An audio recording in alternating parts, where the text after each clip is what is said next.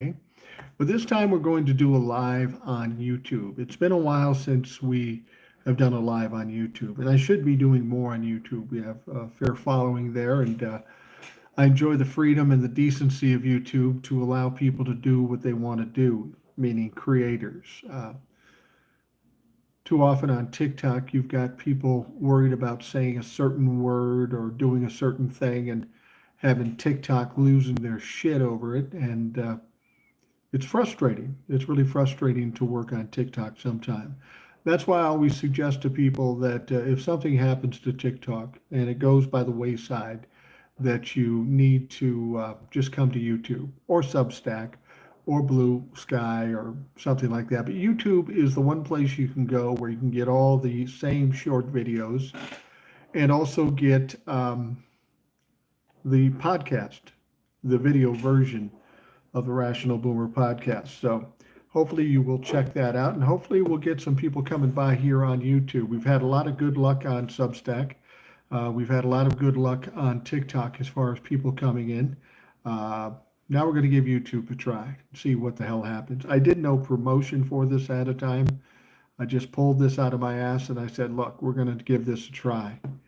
I've been watching the news a little bit today, and it's been almost laughable because Donald Trump is really full of himself, but he has absolutely no reason to be full of himself. He thinks he's doing a great job. He thinks he's running the country and also running the world. Yeah, no, Donnie, you're not running the world at all. Your polling is way the fuck down, and that's got him all fired up. Everybody is doing exactly the opposite of what you suggest. So you're doing the opposite of running the world. Kim Anklin says, good evening and good luck. Thank you, Kim. I appreciate that. I guess I need a little luck every time I step out on the live, especially when I do it on my own. You know, TikTok, I have moderators. A lot of times I have moderators here too. But I didn't give anybody a heads up for it because I just thought at the last minute that I'm going to do it today, and we'll see what happens. I got some good news for you though. We've been waiting to hear what was going to happen in the election up in Canada. We know that the Liberal Party, headed by Mark Carney, was looking to be in pretty good position to win.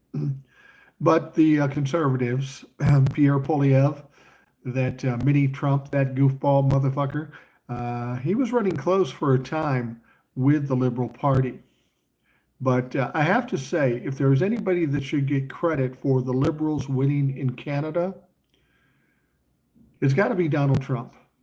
Donald Trump has done everything he can to alienate Canada from America, our closest friend, our closest ally, the country that we count on the most, the one that we trade with the most. But Donald Trump has done everything to alienate them. Donald Trump said today in a Truth Social that good luck to the good people of Canada. Vote for the right man, the strong man. And he's talking about Pierre Poilievre because he's another MAGA fuck. And then he went off and started talking about the 51st state and the tariffs and all these sorts of things. Donald Trump really thinks he's doing something when he does that, but he's not. Well, he is doing something, but he's doing the opposite of what he thinks he's trying to do. You know, he's trying to encourage, he thinks everybody in Canada loves him, just like he thinks everybody in America loves him. And I firmly believe that the people of Canada voted for the Liberal Party and Mark Carney because they were the best choice. But I think even some of the people in the middle, the independents that weren't sure, they didn't have to think twice once Donald Trump started opening his mouth about Canada and a 51st state and all of that bullshit. As soon as that happened, they said, oh no, we don't need more of that here. It's entertaining watching America go through the bullshit that they are going through, but we don't need that bullshit here. We just don't need it. So they voted for the Liberal Party, and the Liberal Party, and Mark Carney will be the leader of that Liberal Party, and he will be the premier or the president or whatever they call him, and he will be running the country. Now, the interesting thing about Mark Carney is that he seems pretty strong too. He doesn't hesitate to push back on Donald Trump. Donald Trump's not going to like this. Donald Trump doesn't like when anybody pushes back. But this perceived power that Donald Trump thinks he has, well, it's starting to lose some ground now. Donald Trump has always been big on the economy. Oh, I had the greatest economy in the world. Well, right now, he has one of the worst economies in the world because of his actions with tariffs and the rest of his stupid shit. He was always big on the stock market, too. Oh, I had the greatest stock market ever. Well, now he's got one of the lowest stock markets that we've seen in 4 or 5 years. When he left office in 2021, the Dow Jones was at 30,000 points. Right after Joe Biden ended up, and in February after Joe Biden left office, the Dow Jones was at 45,000 points. You know where it is now? It's about 39 or 40,000 points. So when they have these big days, these good days where the greatest gains ever, they're still down by 5 or 6,000 points from where they were just in early February. The fuck? That's not a win. That's a loss. And that's all Donald Trump does is fucking lose. The fact of the matter is when Donald Trump ran for president, 49% of the people in this country voted for him. And for the life of me, I don't know how that was possible. I don't know how they accomplished that. I was predicting incorrectly. I said that Kamala Harris would win because all logic and common sense told me she would win. Donald Trump was the worst presidential candidate in history. He'd been convicted 34 times. He'd been adjudicated for sexual assault. Everything that could go possibly wrong for Donald Trump did. So it didn't make sense that Donald Trump could win. Well, I quickly found out that common sense and logic plays no role when we're dealing with Donald Trump and the people that vote for Donald Trump. But now even those people are starting to see the light. It's kind of appalling that we have to go through this whole thing and get our asses kicked before some people wake up. And some of them are waking up because the polling right now is not going well for Donald Trump. In terms of the economy, 63% of this country disapprove of Donald Trump. Donald Trump's overall approval rating is at 39%.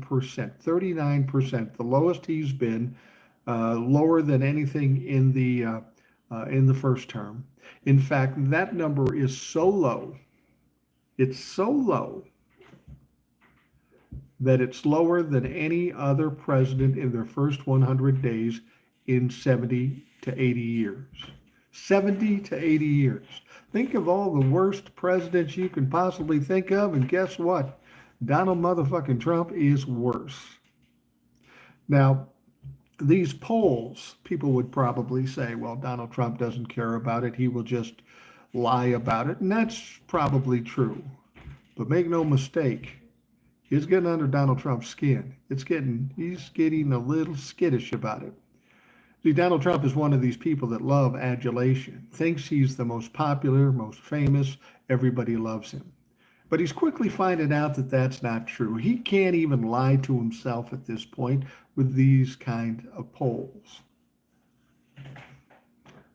If you were to talk to Donald Trump, he would suggest that everything's going great and he's doing a super job. That's what he would say. But the fact of the matter is 60 to 70% of the people in this country don't think that's true. And that's quite a departure since you know that 49% of the people voted for him to be president. Donald Trump spent most of the time leading up to the election saying, I'm going to lower prices, I'm going to lower inflation. First day, I'm going to do this, I'm going to do that. But just the opposite has happened. And people are going, what the fuck? What the fuck? I will say this to the folks out there in the audience. I appreciate you coming in. Feel free to ask questions, make comments, do whatever you can. I got one comment here, and I know there's a lot of you out there that probably have some questions or comments, so feel free to do it. I don't even know that YouTube is operating properly because sometimes it does that. It gets jammed up, and I don't know why. It makes it harder to do a live when that kind of thing happens. But anyway, so feel free to ask questions, make comments, and I appreciate you doing that. Well, Donald Trump got so butthurt about these polling. Make no mistake, this is getting to Donald Trump. This is getting under his skin. There's no question about it. And he went to Truth Social and he posted something like this. He said that we don't have free press anymore. We have a lot of fake news. Everybody's after Donald Trump. All the pollsters are cheaters. They're cheating. Now they're cheating. The one guy who cheats more than anybody else is accusing polls of cheating. You see how childish this is? Donald Trump wins. It's the best ever. Everything's running perfect.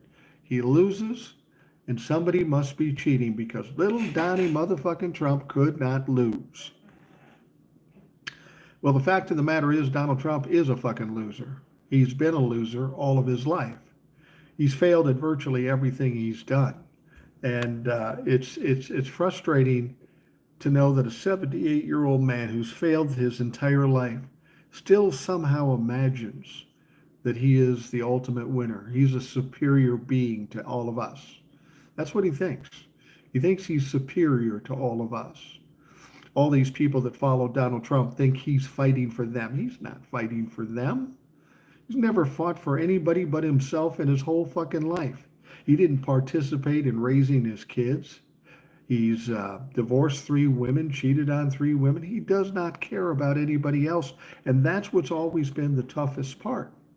Those of us that have half a brain, average or above average intelligence, knew this from the beginning. We've been talking about this for 4, 5, 6, 7 years. But for some reason, the people that supported Donald Trump never got it, never clicked in their heads. But guess what? It's starting to click now, and the polls are starting to show that. The reason they know this is because they're losing jobs, the economy is going to shit, their 401ks are dropping like a rock. The farming community is losing all kinds of money, and it's going to get worse. The stock market is tanking. Donald Trump's polling numbers are tanking. Everything about Donald Trump at this point is bad, very bad.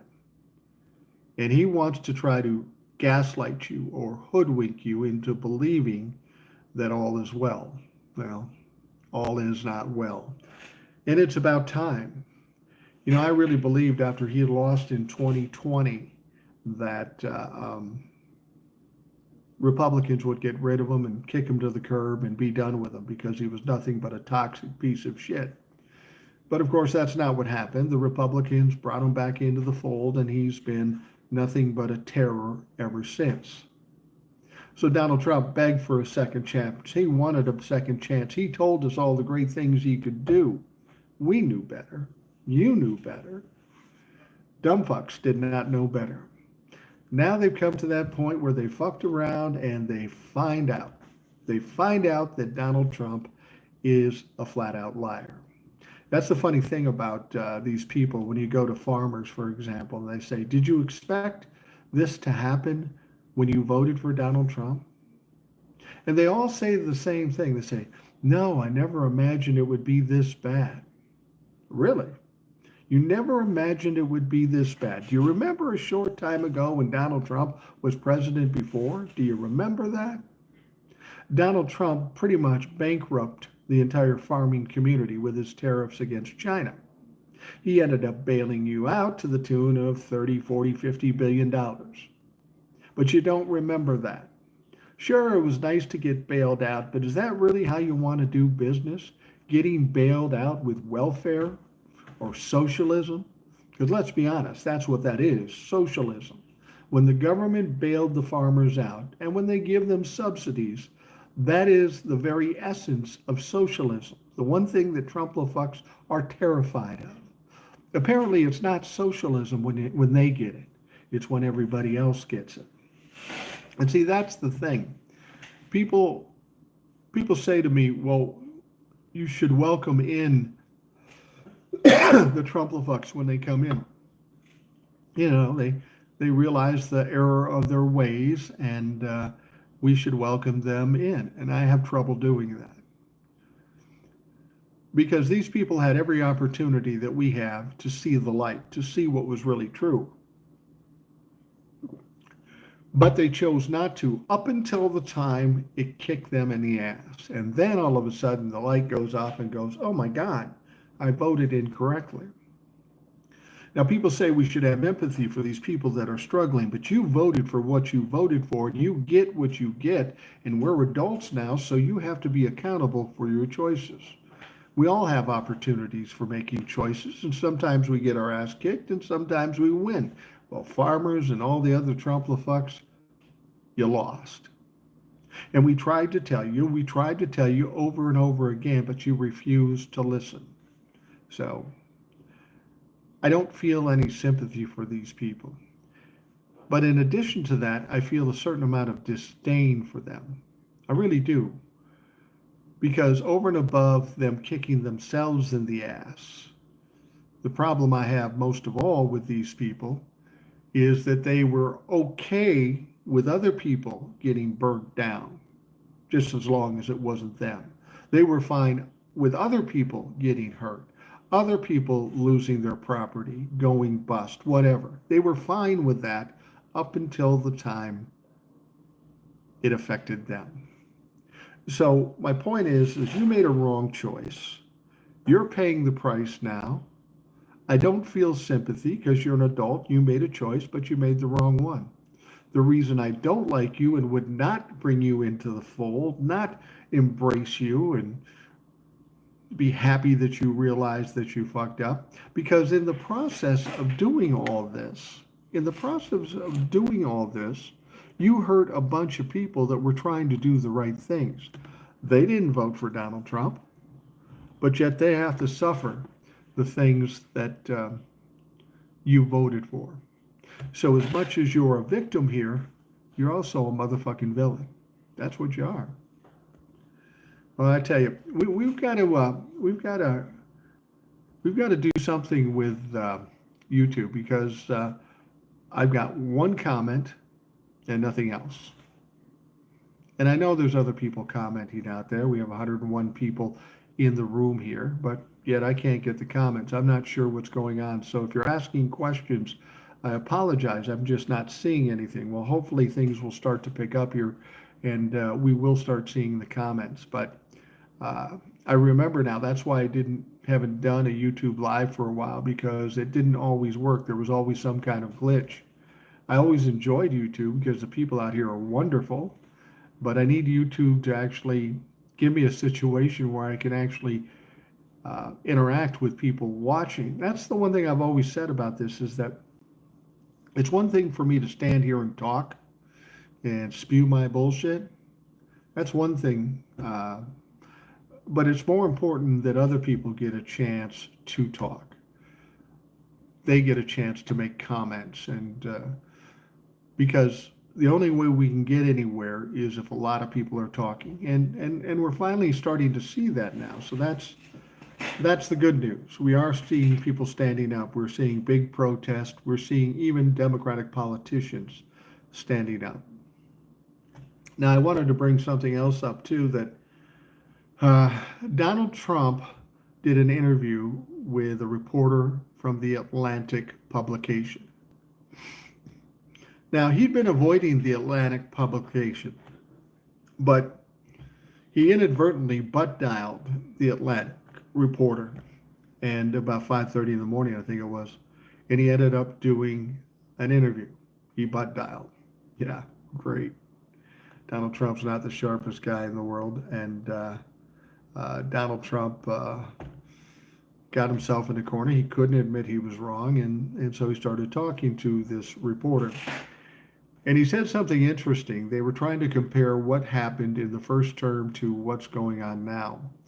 And Donald Trump said that, well, in the first term, I had two jobs. I had to run the country and survive. And the reason he had to survive is because he said that he was surrounded by criminals. Fucking criminals. That's what he said. He said this term is much different. It's much better. It's not much better. It's much worse, and he knows it. But he's trying to convince you that what you see and hear and know isn't true. What he tells you is true. He said, now I have two jobs too. I have to run this country and run the world. Run the world. Well, you talk about delusions of fucking grandeur. That is Donald Trump in spades. Donald Trump doesn't run shit. He doesn't even run this country. He runs a section of the government. He does not run this country. We have mayors and governors and state senators and state reps and U.S. Senate, and he doesn't run anything other than a small segment of the government. He's the figurehead, if you will. And to suggest that he might be running other countries, running the world, I think China might have something to say about that. I think Russia may have something to say about that. Donald Trump is in a bad position right now, and I hope he understands it, because if he is, he's not getting much sleep. If Donald Trump truly ran the world, this would not be a problem. This wouldn't be an issue at all. But his tariffs have got him in deep, deep fucking trouble. Excuse me. Got him in deep trouble.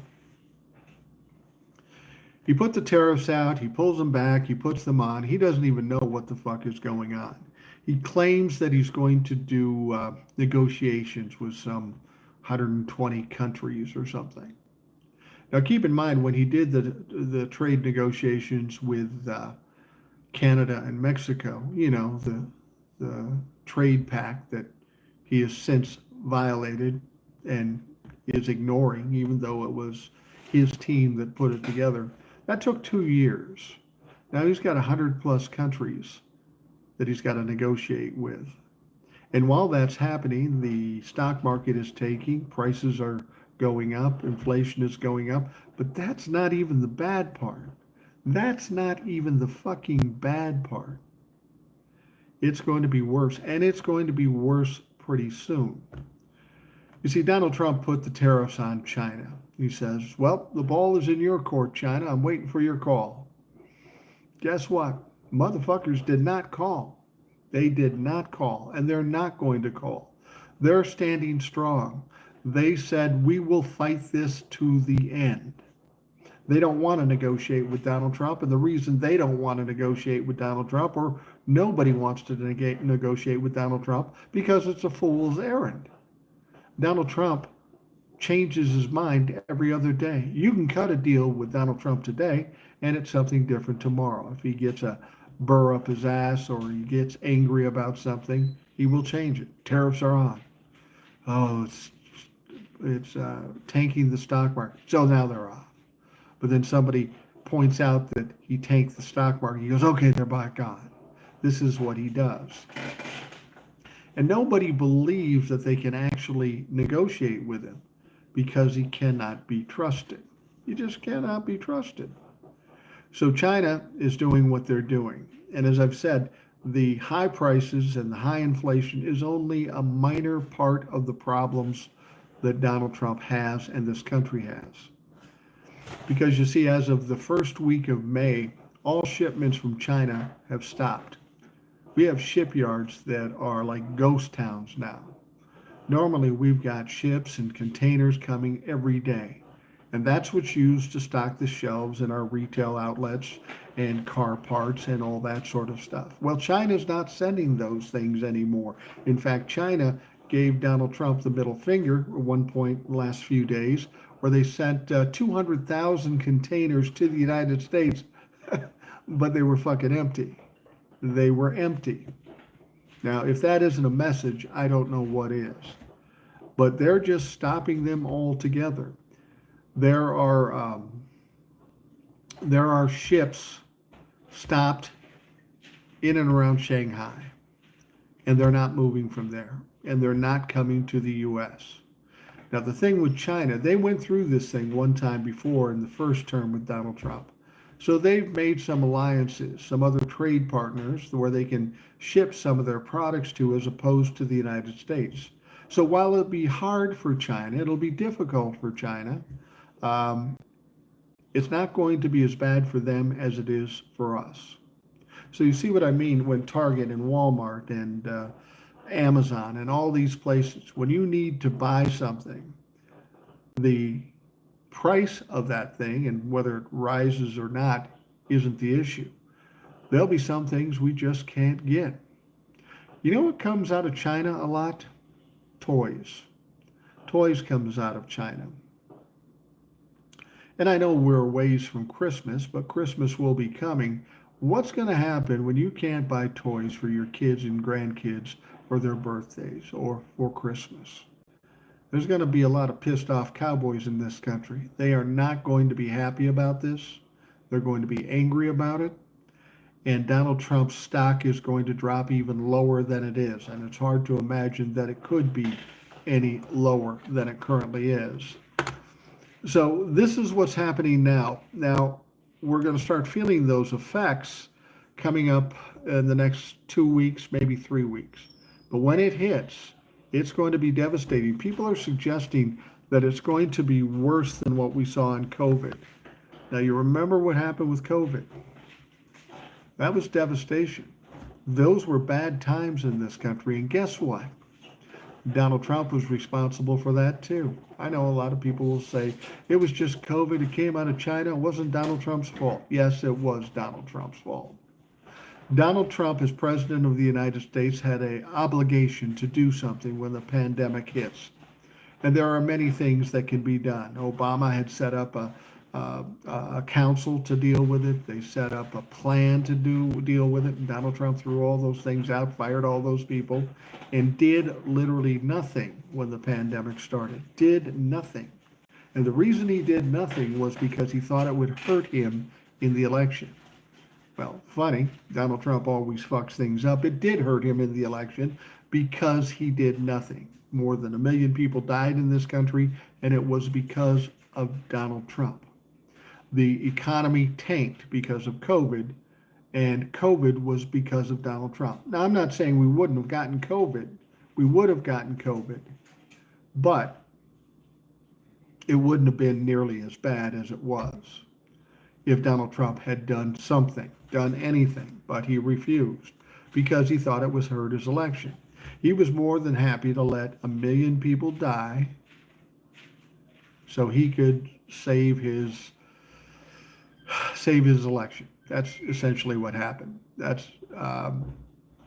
And he's doing that with everything, like with the tariffs now.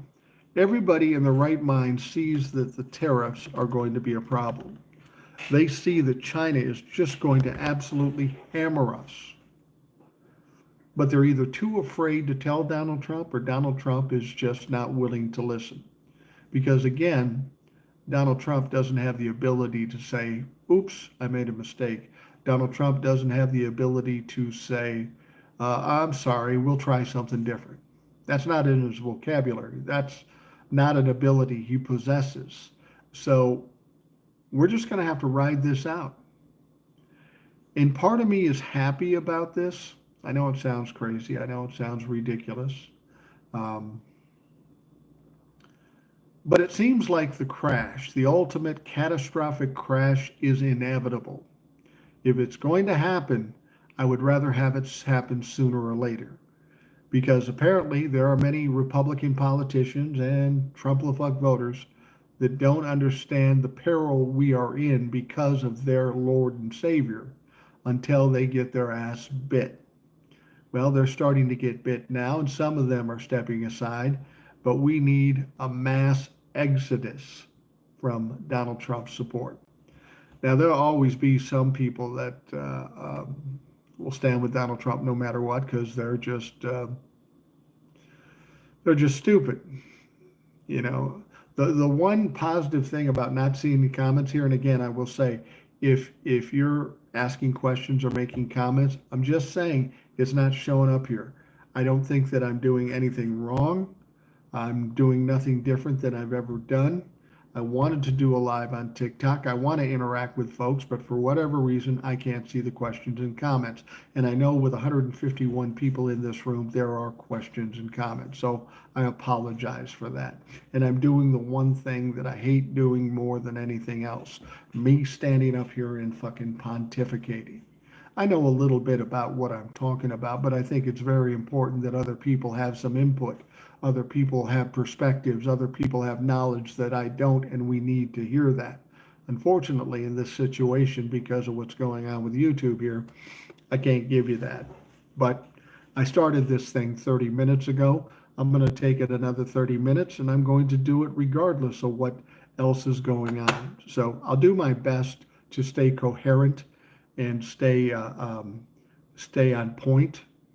But I'm 65 fucking years old. What can you expect out of an old guy sitting in his living room?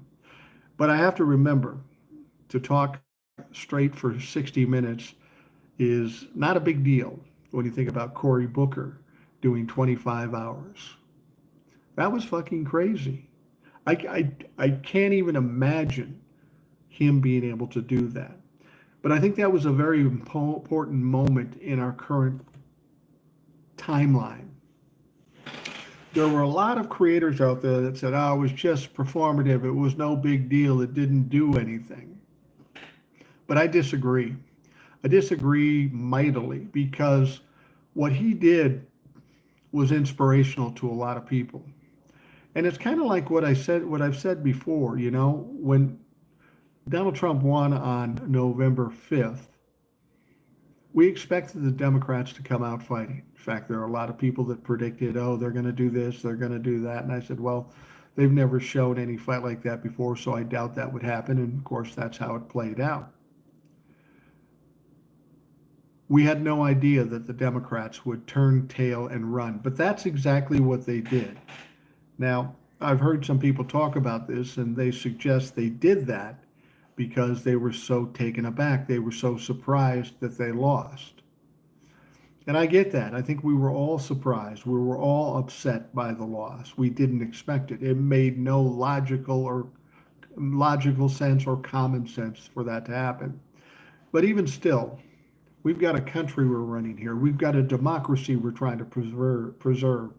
And the Democrats, after losing that election, they're responsible for doing something. And that's what I always said. Not everything you do has to accomplish some goal. Just do something.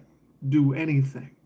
And as much as people maybe want to talk badly about Cory Booker for his performance, I say at least he did something. And in the process, he kind of inspired some people. And we're seeing it take effect. We're seeing these national protests where millions of people are coming out. That's good news. I mean, we can't get everybody to go vote, but we've got people hitting the streets because they're feeling the pain now and they want to speak up. Then we get somebody like Senator Van Hollen to go to El Salvador to try and talk to Kilmar Abrega Garcia. That was doing something. Now, did he get Garcia back into the United States? No, but he did something. And then some other reps went down there. And more reps will go down there. See, that's the thing. That's the thing that people don't understand. Democrats want to say, well, we can do this and we can do that and we'll help you. But they don't always show it when they get power. Donald Trump spent 4 years saying, I'm going to lower prices. Joe Biden's prices are too high. I'm going to lower inflation. I'm going to not have any wars. I'm going to do this. But not once did he ever say how he was going to do this. These people bought into just what Donald Trump was saying at face value. They just completely bought into it. You didn't have to tell them how. And maybe that's the point. Maybe it's about rhetoric. Maybe it's not about facts or examples. Maybe giving the examples is too in-depth for a lot of people, and apparently it is. You see, the country's changed a little bit. There was a time when I was younger, 60s, 70s, when politics was a different deal. There was a certain decorum with politics. Democrats did their thing, Republicans did their thing. There was still some negotiation, people crossing the aisle. There was a lot of that going on back in the day, and that's how government is supposed to work. But as time has gone on, we've become a lazier constituency. We don't want to hear the boring shit. We want to hear the scandalous shit. We want to hear the rhetoric. We want to hear the noise. People who follow Donald Trump are a certain kind of people. One of two kinds of people. They're wealthy and they think they're going to get a tax break, or they're poor and they feel like the government has oppressed them for decades. And the moment somebody like Donald Trump steps up and says, hey, I hate the government too, I'm going to fight for you, get behind me. That's exactly what they do. They get behind him because they've never seen anybody like Donald Trump who was willing to fight for the poor people. They didn't give a fuck if he was lying. They were just happy somebody said he was going to fight for them. Little did they know he was a liar. Now, it's pretty clear Donald Trump is a pathological fucking liar. He's always been a pathological liar. And if you're dumb enough to believe a pathological liar, well, you're going to get what you deserve. And many of those people are getting what they deserve. Donald Trump also spent a lot of time saying, we're going to have the rest of the world respect us again. The rest of the world doesn't respect Joe Biden. They're going to respect me. Now, the only way Donald Trump knows how to get respect is to be a bully. Go and threaten people, threaten Canada, threaten Mexico, threaten China, threaten the EU, threaten Zelensky. But guess what? That doesn't earn somebody respect. And you can see the perfect illustration of that during the Pope's funeral. Pope Francis passed away, unfortunately, and there was a funeral at the Vatican. Now, it was interesting when Donald Trump went there. There was kind of a dress code where everybody wore black, and of course, Donald Trump wore fucking blue. And the reason he wore blue is because he wanted to be a rebel, and he wanted to stand out, and he wanted all the attention. But there was an interesting moment in that funeral when President Zelensky of Ukraine walked in. Everybody clapped and cheered for President Zelensky, as they should. He's a brave man fighting a brave fight and struggling with his war against Russia. But when Donald Trump walked in there, guess what happened? You could hear a fucking pin drop. Not one person clapped for him. He walked in looking like he was oblivious to anything. But nobody was happy to see him there.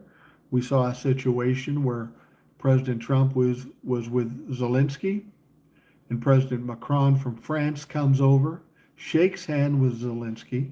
Donald Trump extends his hand, hoping that Macron will shake his hand, and it was kind of awkward there for a moment. But Macron didn't shake his hand. Maybe he did later, off camera. But nobody wants to feel like they're buddies with Donald Trump. Everybody who stands with Donald Trump or pays him respect, they get their ass kicked. Bill Maher went and had dinner with him. That was a mistake. The people from Morning Joe went to see him, Mika and Joe. That wasn't a good move. They lost half their audience because of that. So the idea that Donald Trump suggests that people respect him is just not true. He wants people to fear him, and that's what he equates respect with. But clearly, people around the world don't even fear him anymore. They know he's a buffoon. They know he's an idiot.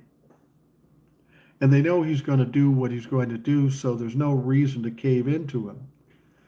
There are Republicans every day in Congress and in the Republican Party that bend the knee to Donald Trump every fucking day. Every fucking day they do this.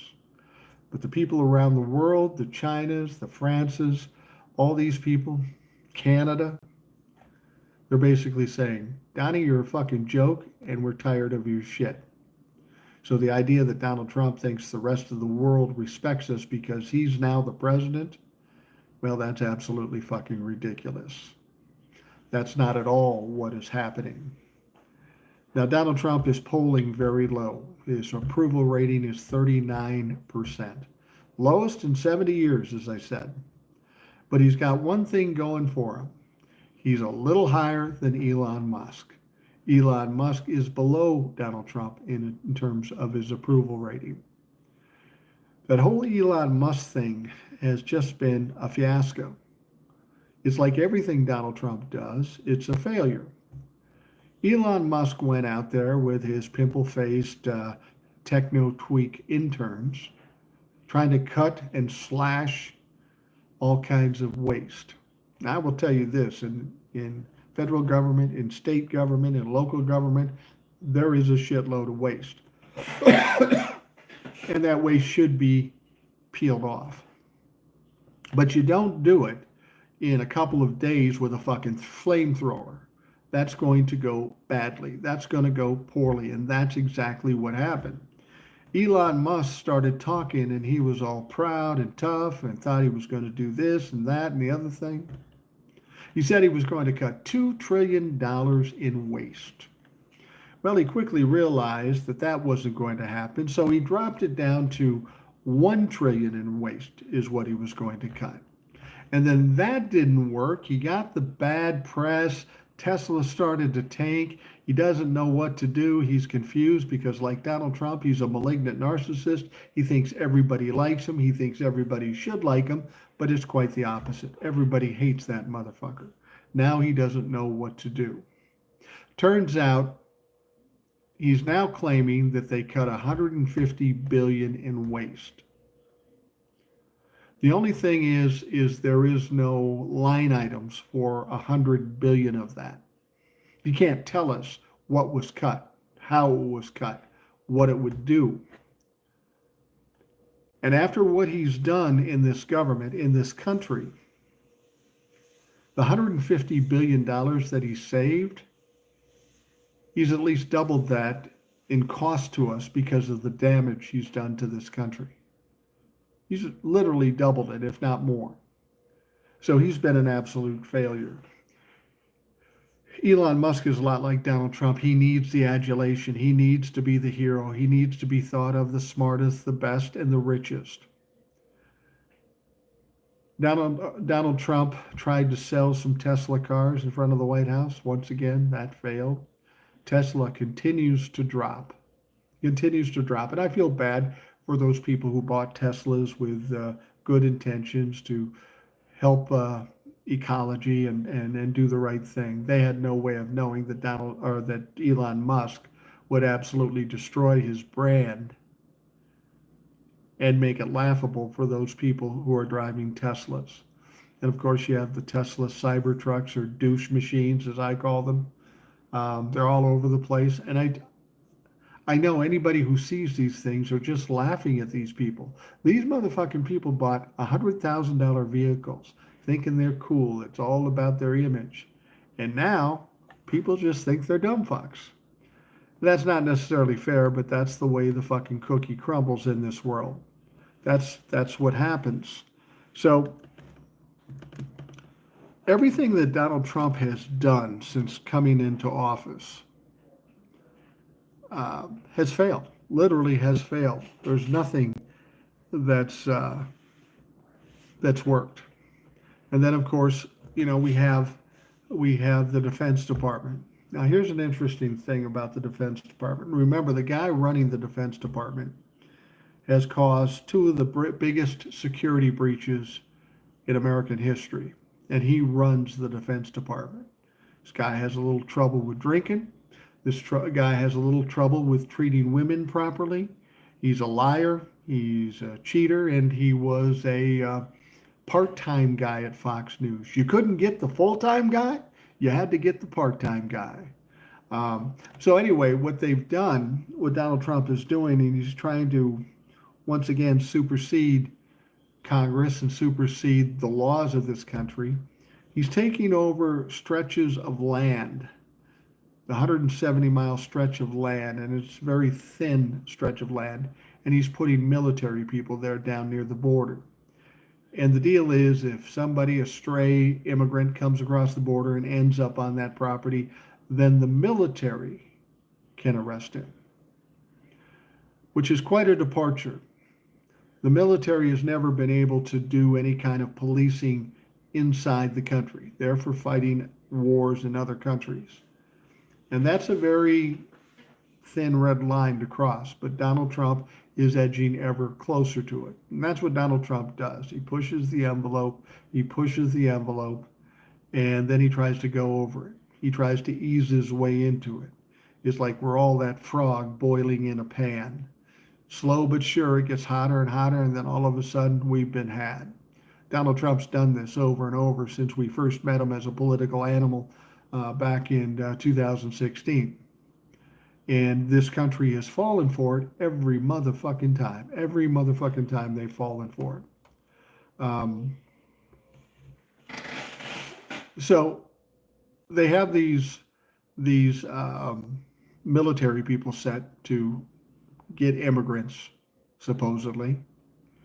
It's a red flag for people who will say, well, see, he's just setting it up. He's setting the stage or setting the groundwork to initiate martial law. Now, I keep hearing people say this over and over again, and I'm not really concerned about him um, initiating martial law.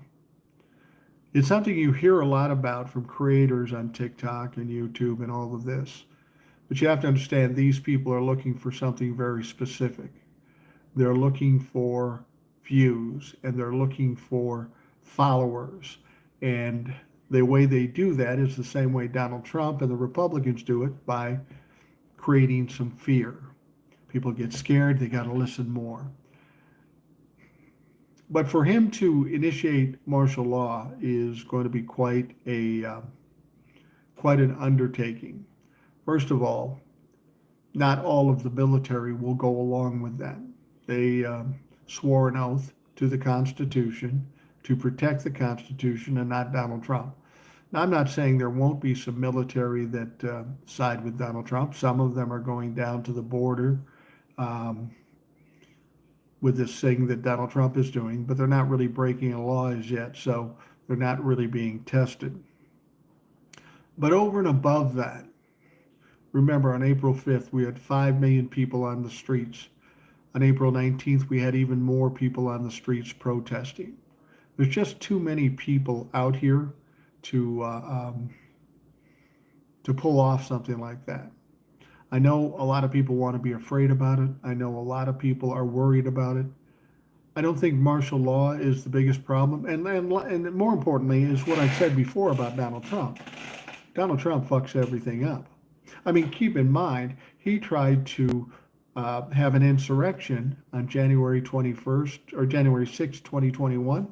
He tried to have an insurrection. Now, keep in mind, he was the president at that time.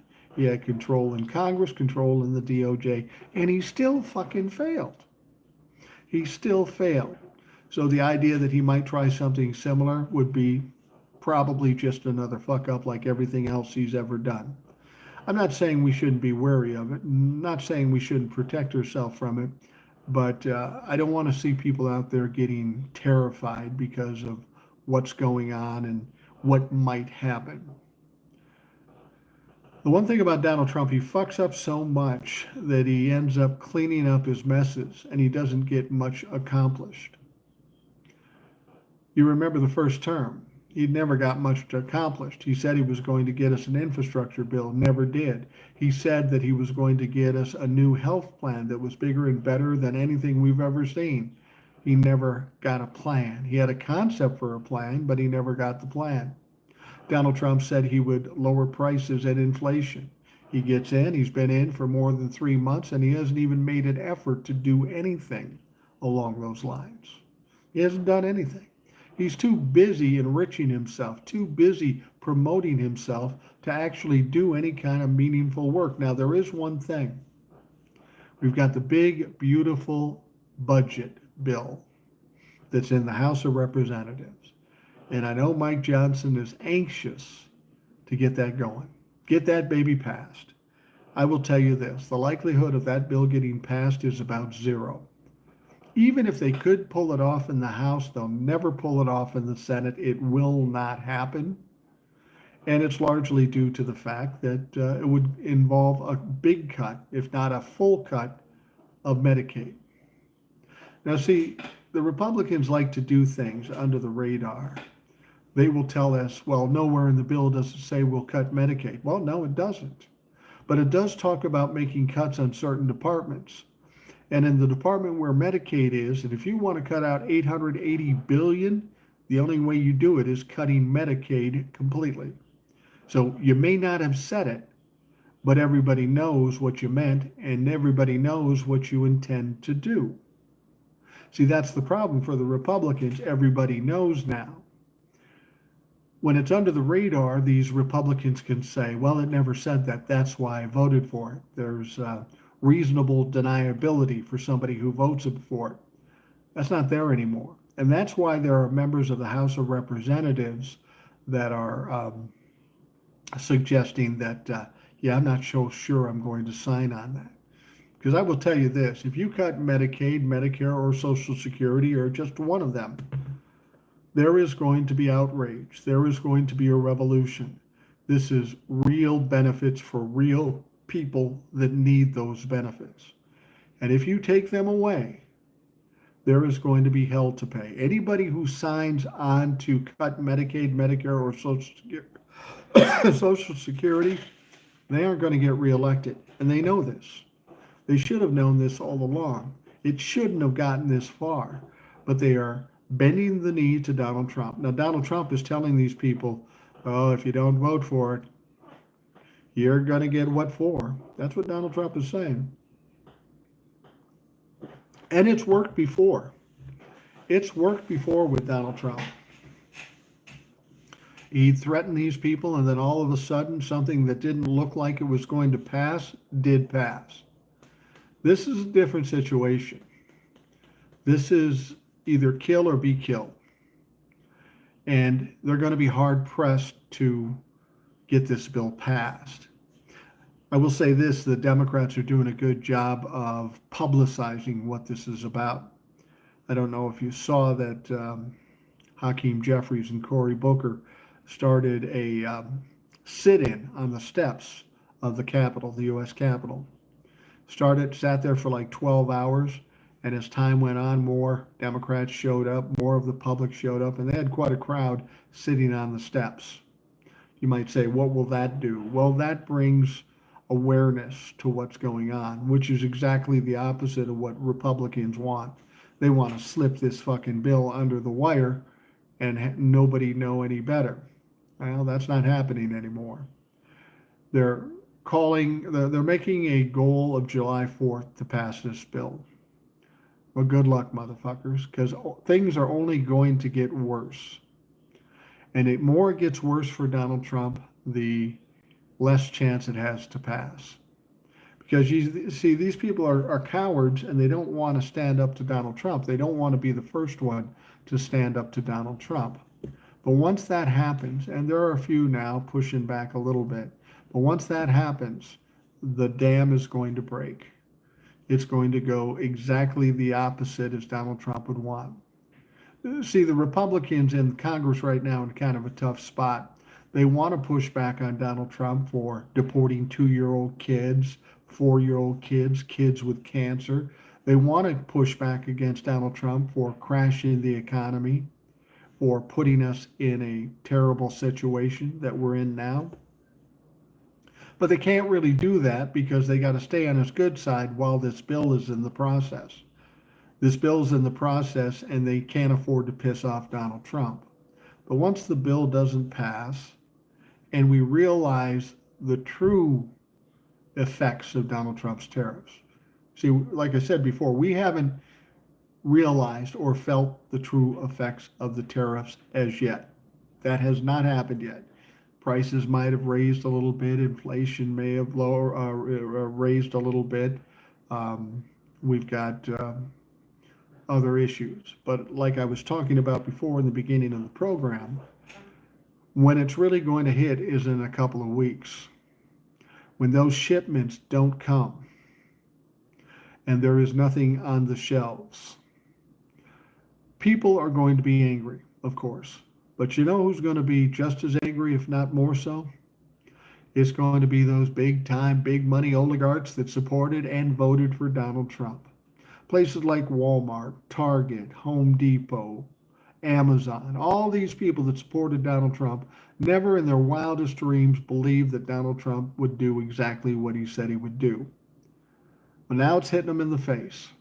And here's the deal. Donald Trump likes to play this game. The tariffs are on, the tariffs are off. Even if Donald Trump said, I'm not going to do the tariffs, I was wrong, they're all off, they're all done.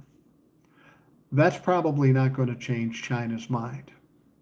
They realize that they have to make a point. They have to make him an example, if you will. And they're going to have to follow through with not shipping the shipments. And even if they did decide, okay, we'll ship them now, we're still 4, 5, 6, maybe 7 weeks away from what's already out there in the bays to get here. So there's going to be a period of time of a couple of months at the bare minimum if Donald Trump did something fucking today, but he's not going to do that. And you can tell that the Republicans are sitting there with their puckered sphincters, not knowing what to do, because they're smart enough to see what's going to happen. They're getting the phone calls. They're getting the intelligence about how this shipping issue is going to be a big problem. They know it's going to be a problem, but they're too much of a, they're cowards.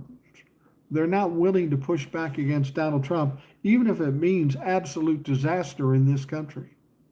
And this is the problem. We've elected a bunch of cowards, both on the Republican and Democratic side.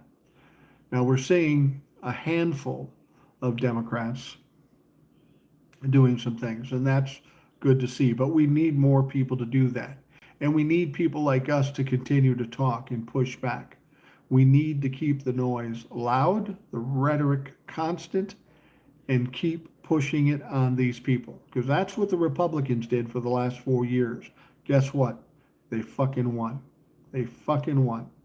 So let's take a note from their book of strategy and do the same thing in return. Apparently, that's what it takes to get people to listen.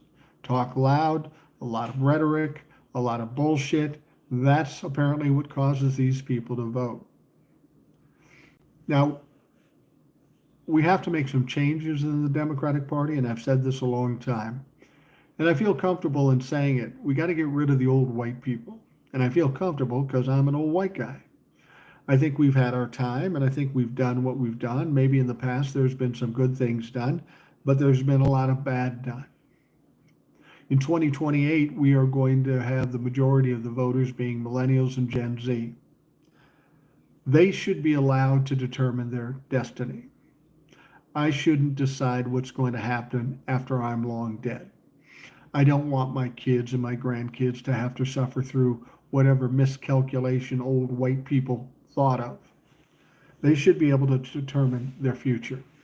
And they will be able to determine their future. But we need the millennials and the Gen Zs to take note. And I know a lot of them are, but we need to make them understand this is serious. In 2028, when it comes to the presidential vote, you have the opportunity to control this situation.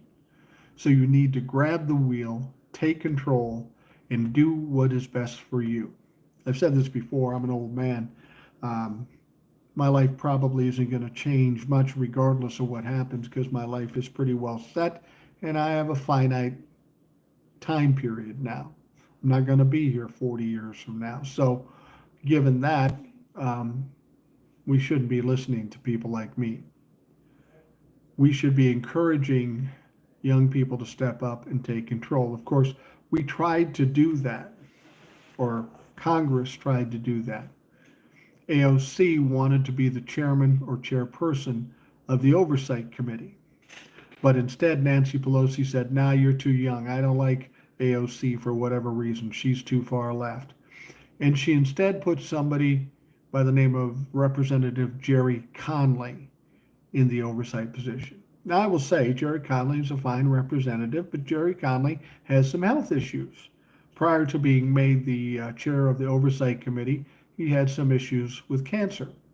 Now, that shouldn't preclude him from being the chairman of the Oversight Committee, but why not go to a youth movement, especially with what we know is going to happen? So she puts Jerry Conley in the chairmanship. Okay, it's not who we wanted, but we'll deal with it. Well, guess what? 3 months in, Jerry Conley has to step back from the Oversight Committee because unfortunately cancer came back. He's not going to be healthy enough to continue. So now what are they going to do? Are they going to find another old white guy to stick in there? Or are they going to put somebody younger there? Now, it doesn't even have to be AOC. It could be Eric Swalwell. It could be Jamie Raskin. It could be anybody. But as long as the old people, the Nancy Pelosi's, the Chuck Schumers, control Congress, we've got a problem because they're from a different era, a different generation. They don't understand what's going on now. They're wise and old politicians, but times have changed. We've gone from decorum and normal politics as usual to a veritable street fight. So we need street fighters in there, people that will stand up and push back. Now, Nancy Pelosi, Chuck Schumer, Hakeem Jeffries, and I say Hakeem Jeffries not because he's old, but he's got a lot of big money behind him. I've been highly disappointed in Hakeem Jeffries, honestly. He has great potential. He's a great speaker. He's a great politician, but he's obliged to the likes of Nancy Pelosi and big money. And that's not an improvement over what we currently have. Up until the time Hakeem Jeffries decides to step out and be on his own and do what's right as opposed to what the wealthy people tell him to do, I can't support him. Now, I don't know if him being part of the sit-in with Cory Booker was part of his departure from the establishment. I hope it is, but I don't know that it is. So it's going to be interesting to see who they put in the position of the Oversight Committee now that Jerry Conley has stepped aside. We could have saved a lot of trouble, saved a lot of time, saved a lot of confusion, and just put AOC in there when it was first available. But the establishment, the old people, decided, yeah, we're not going to do that. We're not going to fucking do that. It's unfortunate. There's a lot of things going on here now. There's a lot of things to talk about it. Tomorrow on the Rational Boomer podcast, I will have Jace. He is our friend from Texas. A lot of fucked up shit going on in Texas, and Jace is a former Republican who is an interesting guy to talk to. We've got some more guests coming up. We'll do a live on TikTok. I'll try to do a live here on YouTube again, and hopefully we can come up with some way where I can get the comments and questions. And I appreciate you folks for sticking with me in spite of the fact that I can't answer your questions or comments. I don't know what the deal is. And I'm sorry I just sat here and pontificated for an hour, but once I got started, if there were no questions and comments, that's all that was left to do. I did the best I could, but remember, I'm just an old white motherfucker sitting in my living room doing the best I can. And that's all we all can do, really, is the best we can and try to fix what we're dealing with currently. And I want you to understand this, too, that once we get to a point where we're going to fix things, because remember, there is going to be an end to Donald Trump and there's going to be an end to MAGA and all that stuff. We will come out the other side and things will get better when that happens. However, it's going to be a long road to hoe to get pulled out of this bullshit.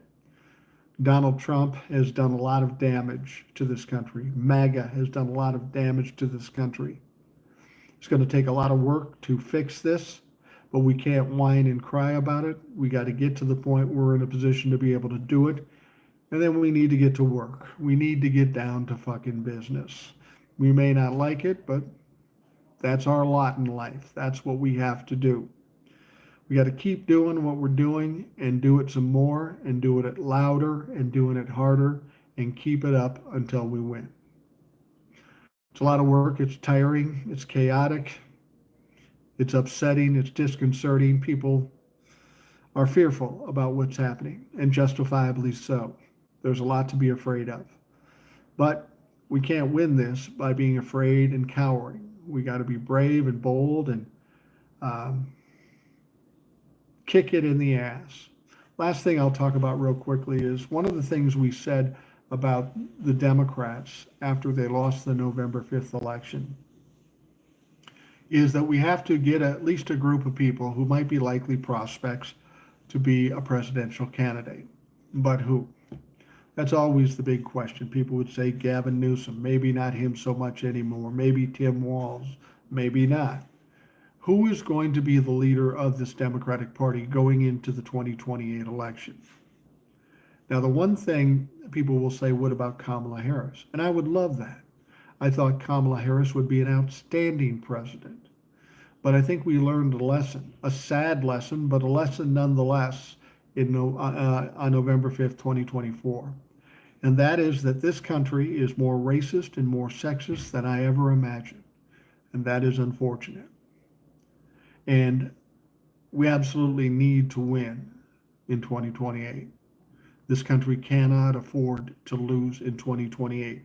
So we have to take the best prospect to take us on to the next era of a Democratic era where we can start to get things straightened out. But the question is who? A lot of people have ideas.